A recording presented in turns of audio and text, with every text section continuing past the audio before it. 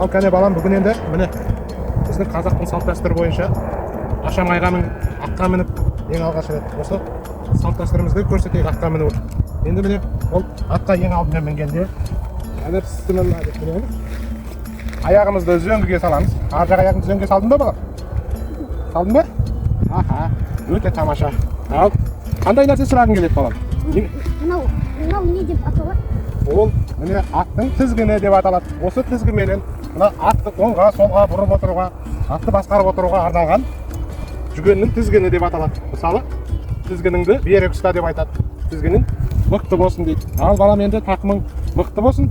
Енді біз қазір осы атпенен кәне жүріп айналып шығайық, е? Ал кеттік, кәне сынырма.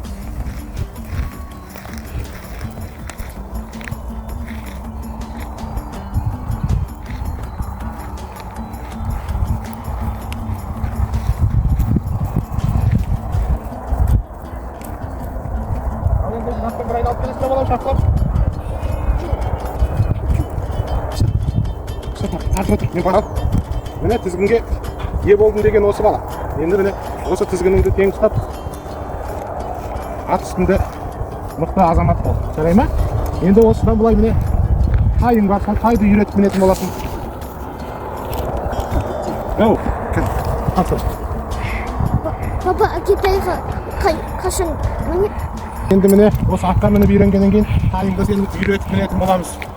Жаз бойы тай мінетін боламыз.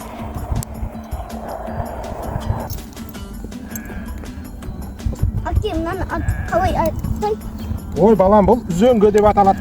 Міне ер тоқымның үзеңгісі, үзеңгің тең болсын дейді екі аяғыңменен. Мына ер тоқымда жүргенде аяқ тіреп отыратын үзеңгі деп аталады. Мына үзеңгі бау деп аталады. Қай жерін білгің келеді?